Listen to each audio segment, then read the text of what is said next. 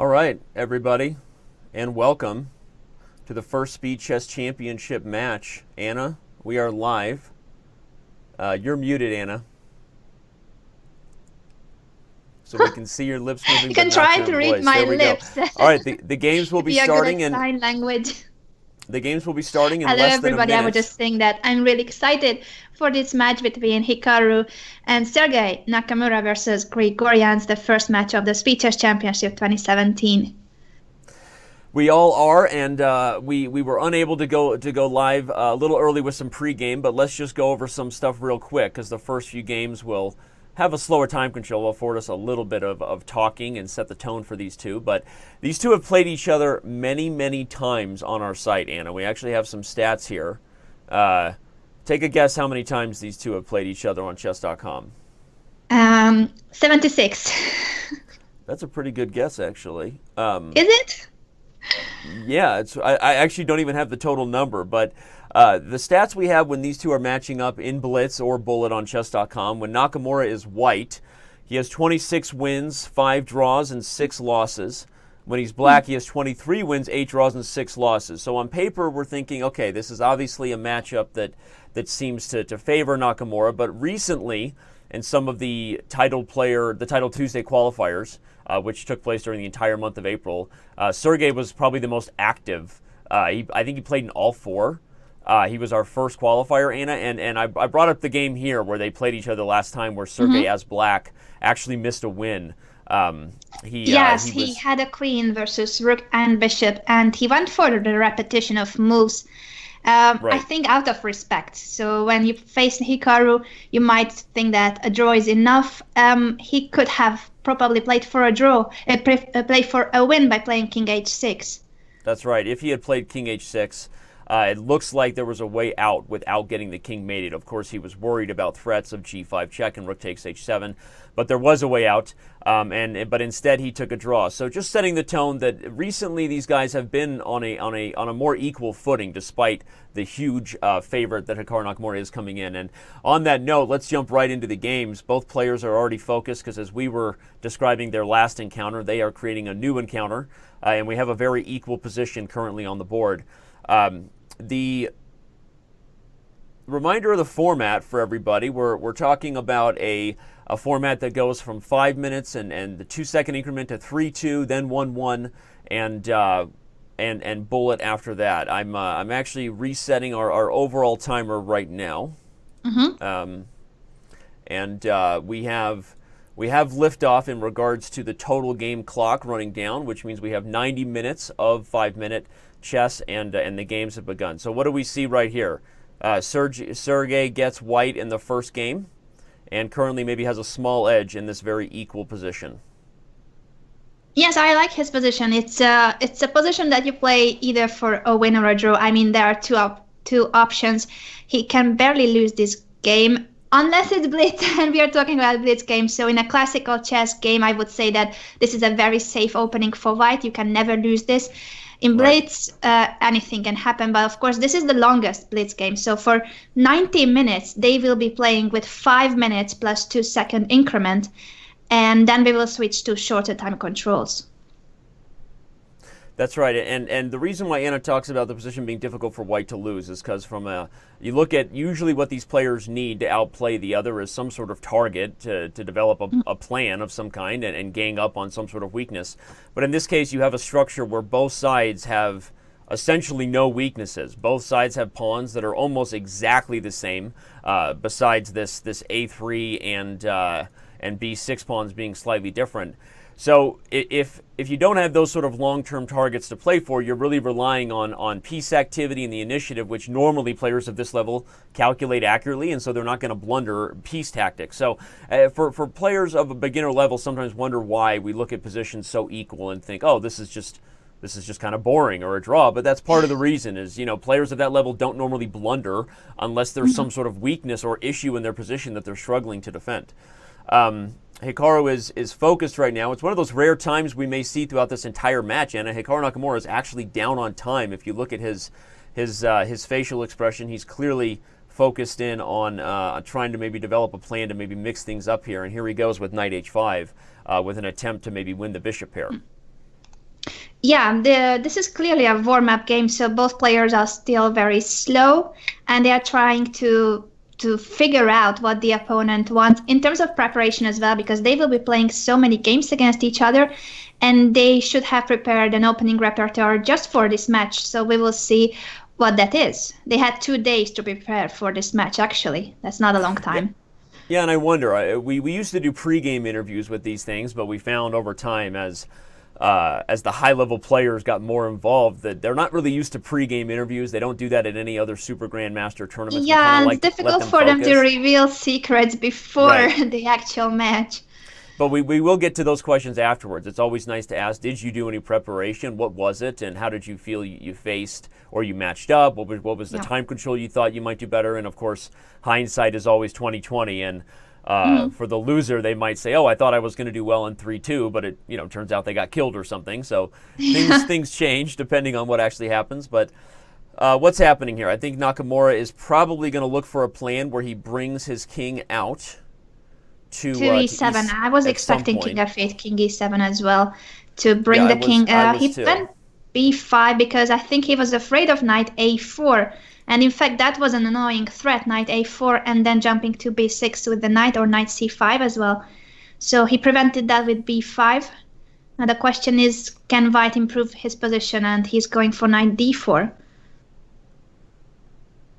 Got it. Okay. A small update being done here to the total game clock.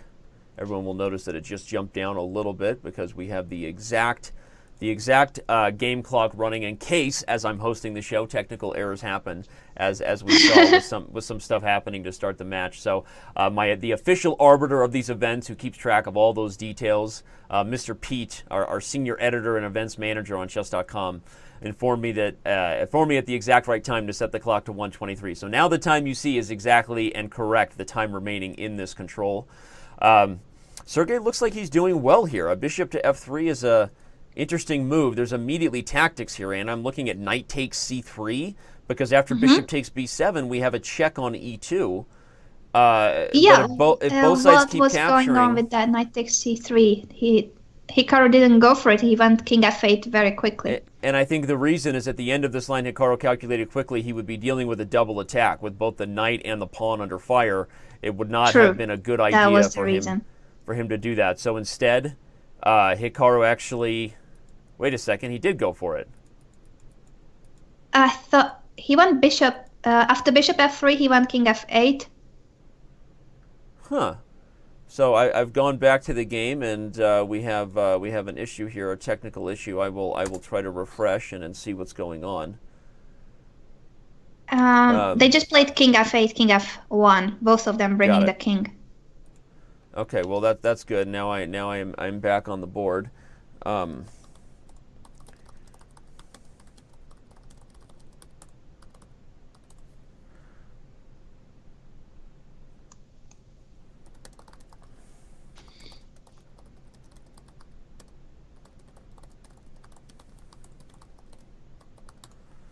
All right. Well, we are now able to look at the live position, and we hope that bug does not continue there. All right. So what do we see here? Is the issue that Black has? Is he giving up the d5 pawn for a chance to get the second rank? It seems to be the case, and Sergey doesn't want it. He plays king to e1. I think the I risk think everybody. he thinks that he can do it anytime. So Right. he's activating his king first, and since Hikaru cannot unpin this knight on d5. He's just waiting for the right moment to take on d5, I believe. Right. No, that makes sense, and that's a good lesson for everybody. Patience being a virtue here for white. The point is that if you capture too early in a lot of these positions and go for it, black will get plenty of compensation for the pawn. A rook on the 7th rank might be more than white bargained for. So now I go back to the main game, and unfortunately, I once again do not see the position. So I'm going to have to avoid doing that kind of analysis. But okay, so let's take a look at what's going on with the players here. Yes, Sergey is going down on the clock, so he is under 1 minute, well, 1 minute 2 seconds now with the increment. He was thinking a lot about this king d2 move, And I can understand it because you feel like with white you have a slight advantage and you want to increase this advantage by progressing. The fact is that it's not so easy to do anything in this position. So black cannot bring his king to the d5 because of the pin. That would be e4 winning the knight on d5. But anything else could be just a normal waiting move for black. Now the question is, whether he can play for something else, and this is what Hikaru is doing. He's not just waiting, but he goes for a5 with a potential b4. Though when you push b4, I can still capture on b4 and then on d5. So I don't think that black can do much here, but he should just wait. Yeah, and he probably still has a good chance to draw. I mean, as we look at time, one of the first things we observed that Hikaru was down on time is no longer the case. And if we head into a rook ending, that's likely where he's dropping a pawn. He's dropping the b5 pawn. That's why Sergey took on d5 in the right moment and pushed b4. Right. Yeah, absolutely. And Hikaru is focused here. I mean, obviously he knows he's under the gun here. It's only the first game, but you can tell he's very relaxed. Well, you can tell that Sergey's very relaxed. Usually when Hikaru is feeling more confident, we see a little bit of a head bob, right? We see a little bit of a look into the sky. Usually he feels very comfortable calculating there. But when he looks like this, usually it means he really feels like he needs to buckle down. Yeah. I was wrong with the knight takes b5 move because the g2 pawn was hanging. I forgot about that. So there was no way of winning a pawn, not even on taking on d5. So this is an equal position. But I think they will still play. No, they will not. Maybe I shouldn't predict. They agreed in a draw.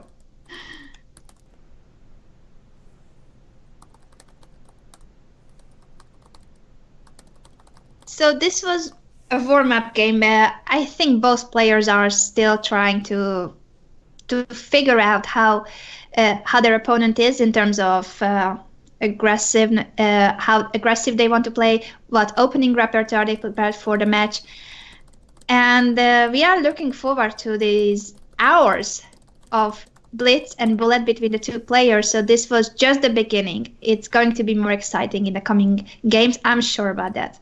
Yeah, well, now Hikaru gets the white pieces, obviously, as the favored, higher-rated opponent. He wants to win every game, but the truth is getting black to start, and you're kind of easing into the match flow. I don't think a draw is the worst result there, but we have a draw, and now Nakamura will get the white pieces, and we'll see. We'll see how he tries to attack. So we have a weird King's Indian attack here.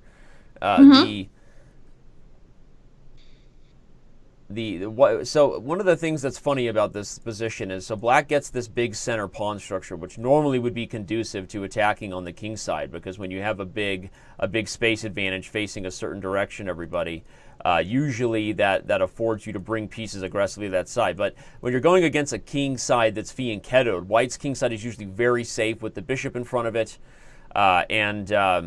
so likely this is not going to be a position where black gets to get a big attack, and so I think white has the upper hand. Probably something like queen to b3 comes in here, and look for white to strive for f3 at some point to open up the diagonal and then get a bunch of pieces ganging up on the d5 pawn if possible. Yeah, we are also receiving some very interesting facts thanks to Mike. Thank you, Mike, for all these updates. He's saying that Hikaru played the King's Indian attack pretty much during one match of the Blitz battle last year, so this is his go-to opening in Blitz. Yeah, it was almost exclusive. Which match was that? It was the. Yeah, I'm trying to. It was the first match. It wasn't the match with MVL or Carlsen, I believe. Yeah. But I'm trying to remember who he was playing. Was that then Pentala? Pentala Hari Krishna. I'm right. not sure. I'm not sure actually. Yeah. So this position is interesting. I mean, the main issue for black is that, this d5 pawn, which normally is kind of an anchor to help you to be aggressive when you have a closed pawn structure, it's really just much more of a target here. And so black is going to do everything he can, maybe use the c file. But if white is able to open up the bishop pair here, you'll get two bishops rolling, and maybe the white squared bishop will have some targets on d5. So I think white's better here. Judging by Hikaru's kind of reaction, I did see a little Hikaru look off to the right. That usually means he's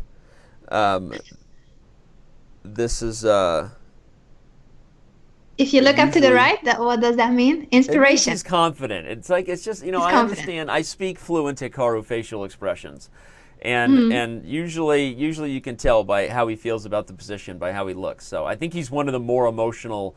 He wears his emotions really on his sleeve, and I think you kind of know how he feels usually by how he looks. So I agree with you. I think he is the new Garry Kasparov in this sense. yeah, Kasparov also famous for that, right? You kind of knew how he felt, and although some people felt like you didn't really know how he felt, and it was all just kind of a psychological game. But yeah, so.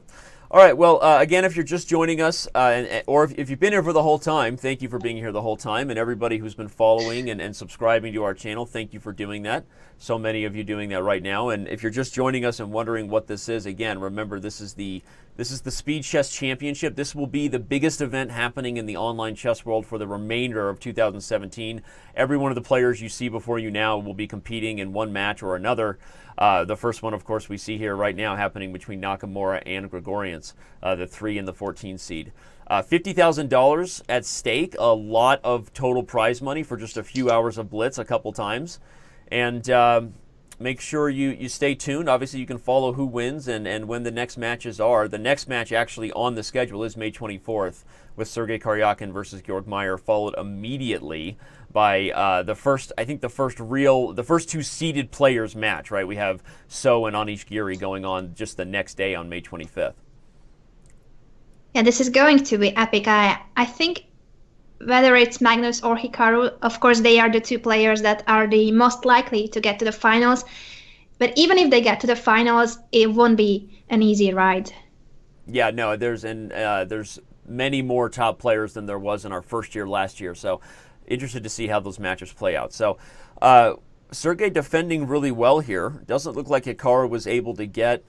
He wasn't able to get the plan I was kind of suggesting, and obviously I think one of the biggest risks behind F3, everybody, as far as where you would normally do it, is that it would have been more weakening to White's king side, right, Anna? Normally that pawn on H2 guarding G3 would afford White to be a little more aggressive with F3 and try to pry things open. But White really couldn't do that despite how much he wants this bishop to be in the game, because the G3 pawn would be falling in a lot of lines. And so that kind of saved Grigorians from being a little worse in these positions, I think. Yeah, I think I agree with you that he's defending very well. Now the question is, after the trade of queens, now it's easier to push F3. He went G4, Hikaru went G4, and now F3. So he wants to win this endgame thanks to the pair of bishops, and Sergey has to try to keep the position as close as possible.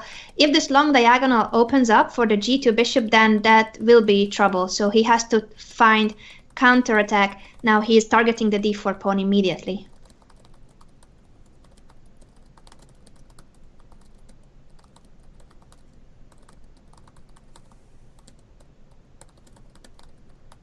Yep.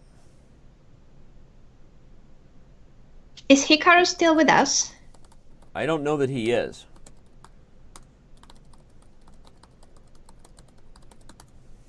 I don't know that he I is. see his moves, but I don't see his face anymore. I see his moves as well. I think I'm not sure he's aware that he dropped out. Having some small technical difficulties here. I apologize. Oh, he's back. He's back. There he is. I think he wasn't aware that he dropped out there, and so we move back to the 4 cameras. We can see Sergey crouched in, very focused. Hikaru a little more relaxed right now, leaning back, and maybe both sides still kind of just feels like everyone's just easing into this right now. You know, it feels like maybe it's because I'm so distracted with the technical difficulties and whatever, but it feels like the match really hasn't even started yet. Yes, this is still the very beginning, so still warming up. But I feel like Hikaru is already more into the match, and I think he's going to win this game because he has managed to open the position for the bishops. And the problem for Black is that you can't move the knights. You cannot maneuver those knights to anywhere where they would be more useful because the pawns, the b7 and the a7 pawns, will be hanging. So he's trying, right. Of course, he has to try, but it's not easy to move those knights away from the queen side. Yeah, it is, and this is exactly the kind of position or the kind of end game where we hear all those phrases. I think the bishop and knight are worth 3 points, right? When players first learn chess, and then they learn over time, like, why do people think the bishops are better? Well, it's because most of the time positions eventually become open, and then you see the bishops really get active in this way. Now, black doesn't have any permanent weaknesses, Anna. Yes, these pawns are under fire, but without some sort of concrete plan to pry open the position further. Black isn't hurting in terms of a long-term weakness, right? There's no isolated pawns, there's no double pawns, so this still isn't going to be easy yet for Nakamura to convert on the endgame advantage, despite the two bishops being very good here. Yeah, now this knight d4 is really annoying, I think, because after bishop takes d4, you have to take care of the king side suddenly, so it's not only about the queen side pawns anymore. Yeah, well, so now the question is, where's the second weakness, right? Normally when you have targets on one side of the board, you got to find some way to make your opponent's life difficult. So I would imagine Hikaru will probably continue some sort of clamp over here on the queen side, and then maybe in a perfect world he might even try to walk the king up, and now here he comes with it. But I don't see an exact way in, but obviously if you get the more active king here, that also would greatly increase White's chances to win this endgame. Yeah, it's not easy, but I have the feeling that he will manage. Now he's activating his king, and he should find a way to open somehow h4 g5 in the right moment, if he could go for that and grab the g7 pawn. Although even if he manages to somehow exchange pawns on the king side, there are just so few pawns on the board left that it might still be a draw. Right. And you see Sergey has set up a blockade here, everybody, using the knight well. Whenever you have a knight and a bishop, so you don't have the bishop here, but one knight, one bishop, it's very, very often the best plan to put the knight on the same color as your bishop so that it controls the opposite color square. You'll notice, like in this last position here, the knight and bishop worked well together, sort of controlling each one of these squares, right? Preventing there from being any sort of real access point for the white king. So that's an interesting thing to note, that you put your knight on the same color as your bishop, and that helps you to keep a blockade. The bishop controlling one color square, your knight controlling the opposite color square. That's just good defensive endgame technique. And that's what Sergey is doing fine, and it was not an easy position to defend with the knights on c6 and b6. I was really worried for him. Right, but he seems to have set up a bit of a wall right now, and that's definitely going to be difficult here. And it's looking more and more like unable to break down here. Like White is not going to be able to break through here. Yeah. Of course, Hikaru will try, and he has lots of time. He has 2.5 minutes versus 44 seconds, so that is a huge factor. And maybe if this game will be decided, that will be due to the time factor. Right. So Sergey has managed to maneuver his knight to e5, which is a progress, and now with the king on e6, that is once again a blockade. The white king cannot go to f5 and then g6 thanks to these pieces on e5 and e6, which means that black's setup is an ideal setup. Sometimes the problem can be if you run out of moves and if there is a Zugzwang. Like now, he had to give up the f5 square. He sacrificed the e3 pawn because why? I thought he wanted to go bishop g3 and take on e5 and then king g6. Maybe it didn't sacrifice. Maybe it didn't. You think that he blundered it?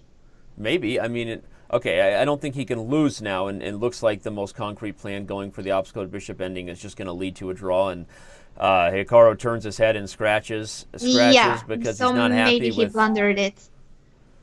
Well, I wanted to say that it was king to g6 here. That was the key. Would he play king to g6 instead, and go I after the thought g7 that's why he pawn? sacrificed the pawn to eliminate the knight and then go king g6. But perhaps this was not his idea. So that was a draw, and now Sergey is once again with the white pieces. So disappointment for Hikaru, because he had a very pleasant position where he was putting pressure on Sergey for the whole game, and now that Sergey managed to defend, he's got the psychological edge.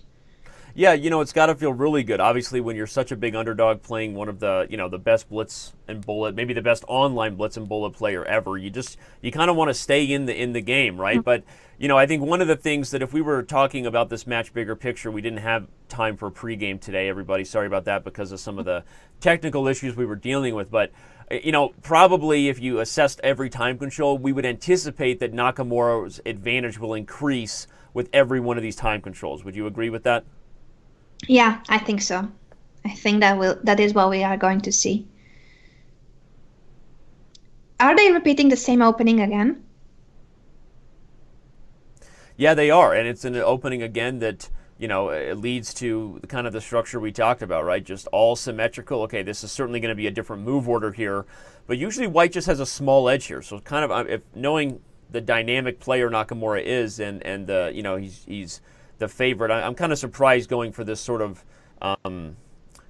Is it fair to say lifeless, or there's not a lot of fight in this opening? As we said before, everybody, when there's just no weaknesses for either side, it's just. Yeah. It means all the action is going to happen right here on the D file, and if all the action is just about the pieces, either the D file or the C file, you get a lot of trades and then no weaknesses. So, sort of strange stuff there so far. The choice by Nakamura.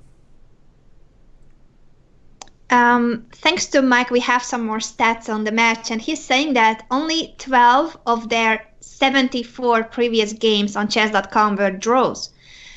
And here they've already started with 2 draws. They've already started with 2 draws. And Sergey finds this very strong move, actually. I mean, a bit counterintuitive, but also very heads up. White recognizes that with the early advance of b5, we have 2 unprotected minors. Well, after rook to c1, you can't really defend both in one move, right? If you move the bishop in your Hikaru, then there's going to be discovered attacks here. So Hikaru just kind of recognizes he blundered, I think, after bishop b7. What exactly is happening on knight takes b5? Where White... Okay, we shall see, because Sergey went for it, and this just seems a pawn up.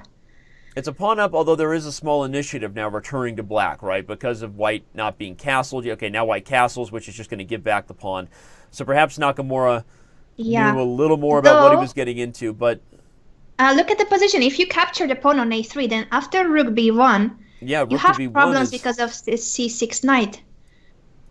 Yeah, so Hikaru recognizes that. The point, everybody, is that if the rook got there, the bishop would be under fire and it would have, big responsibility. So Hikaru has to play accurately here if he's going to find his way out of this when it looks like he's gotten himself in a bit of trouble.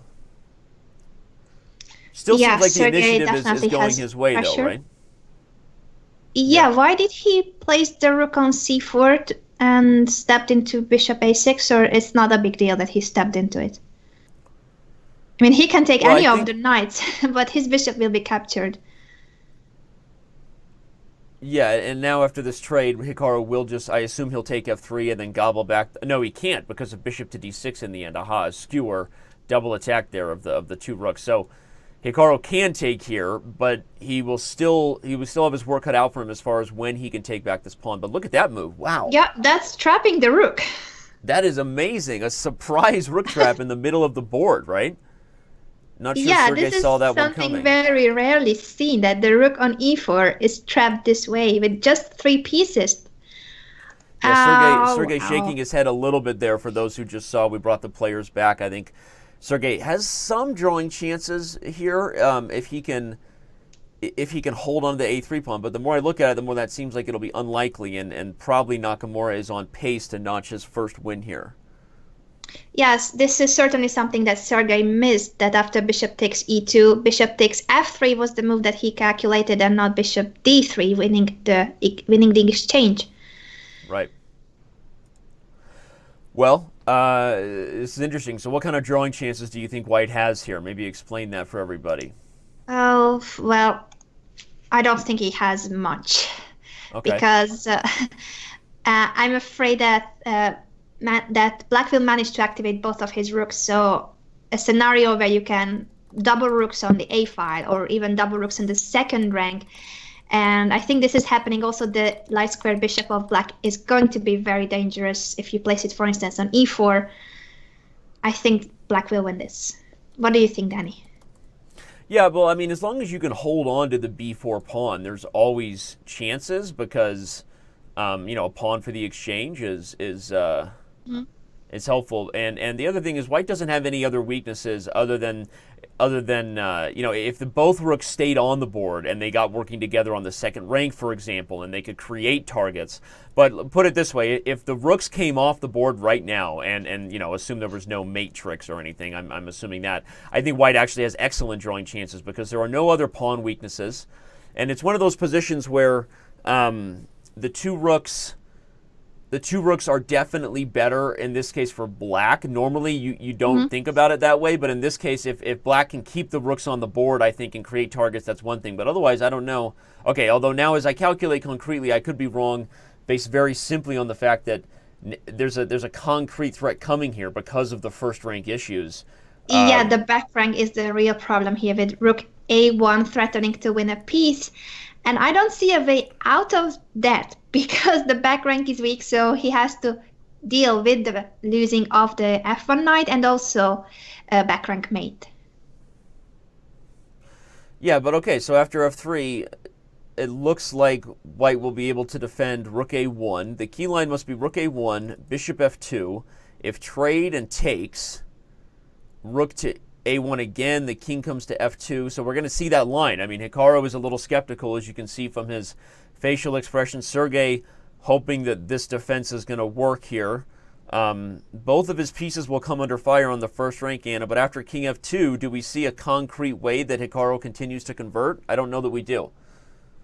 Good question, because if you give a check on a2 after king f2, the king can go back to g1, and you are still protecting the f1 knight.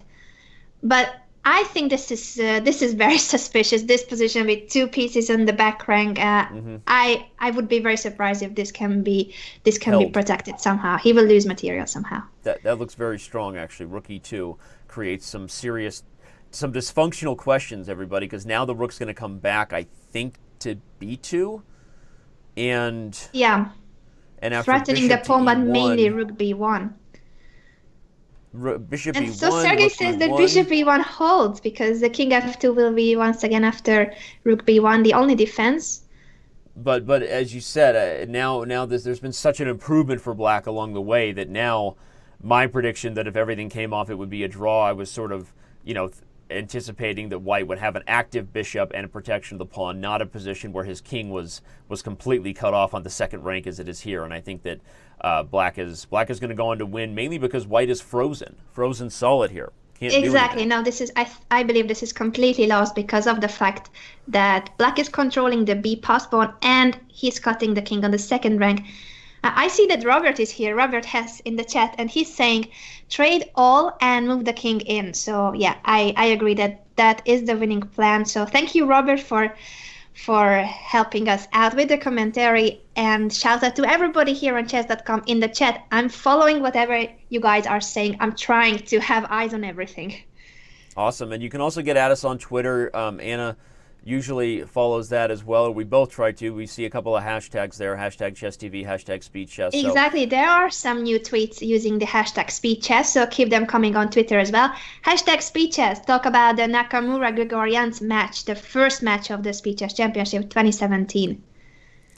And it looks like we are headed toward our first win here, right? It's the first time somebody gets hit is when the match starts, right? Right. Before this, we had a couple of draws, and now likely Nakamura converts on this position, although the more pawns come off the board, the harder it gets. So we'll see how he converts on this. But assuming he does, we're looking at a scenario where he then gets the white pieces, and the first time Grigorians is really under pressure as the underdog in the match.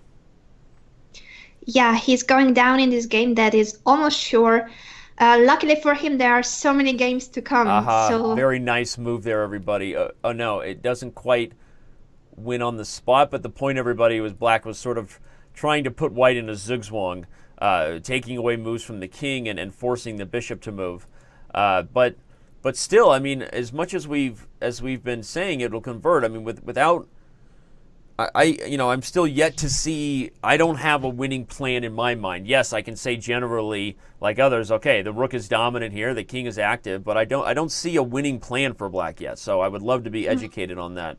from either one of our many grandmasters hanging out in the chat, or I will see if you. they are saying a winning plan. It doesn't look like there is a win right now at this moment, but I would say that if you bring the king to f1 and then the rook to the second rank, then that's a win. And Right. I don't see how you prevent that. The question is, Well, can you you can get prevent there? it by attacking the king side Right. pawns. The question is, can you get there? Can the black king get in one of these positions without these pawns becoming the big story? Right. The h4 and g5 pawns are stuck on dark squares, which makes this bishop a very useful piece. So Hikaru's going to try to do a couple of things. One of them is to get his opponent under time pressure, and this is how the chess games are sometimes won. Right. You put the pressure on your opponent in a way that. Is both practical and technical, right? When you don't have a lot of time to think, that's when people make mistakes. So here he goes. Hikaru now, I thought he was going to go for your plan, Anna. The rook had come to a protective square. I'm surprised he didn't try to advance his king there. Yeah, that's slightly surprising. But what we'll see, I think, is just moving back and forth, because Hikaru has so much time on the clock that he can simply make Sergey defend this position forever. So now he has traded on g4. The threat now, everybody, that the king has reached g4 is say if black gets an ideal position with the rook maybe behind the pawn and on the second rank, you're going to see threats of h3, where the white pawn is pinned. But Sergey is, I mean, this given that he's been worse in several of the games so far, we have to be really impressed with his defensive technique. I mean, it isn't. What is this h3? H3, he just gave up the pawn, and now it's definitely a draw. I mean, even if white was to give up the h pawn, the king is already in the ideal corner. Everybody, a technical draw. A technical draw is when you have. I don't understand why Hikaru went for this so quickly, because maybe he had nothing better, but I thought that he could have just maneuvered and threatening basically the same threats all the time with no time on the clock for Sergey.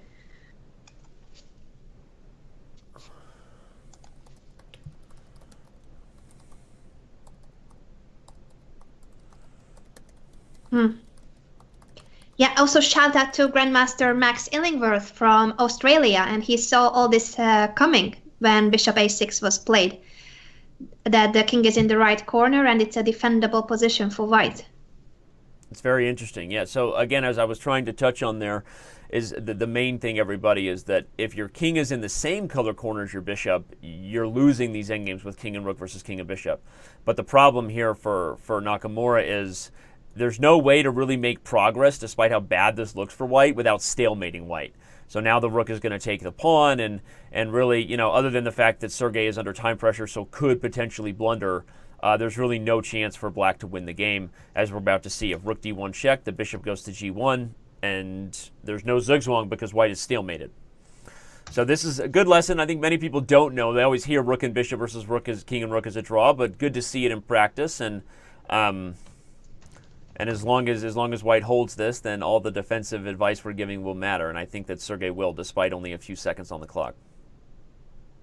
Yeah, and Mike is saying that Hikaru won this yesterday in the Title Tuesday tournament. Yeah. Rook versus knight was the position that he won, and now this is rook versus bishop. Got it. Well, it looks like we're going to once again be in a position where the score only goes in the direction of another draw. Everybody, this is our third game. If you're just getting here, welcome and thanks for being here. The 2017 Speed Chess Championship is underway with this match, Nakamura versus Grigoriants, and all right, we're 4 games in. No blood has been spilled yet, which means nobody's really been hit, as Mike Tyson would say. Everyone has a plan until you get hit. And in this case, everybody's still kind of following their plan, or at least if you're Sergey, you're pretty happy. Look at that. That's a nice finish. Yeah, well, now we're already moved on here to the next game, and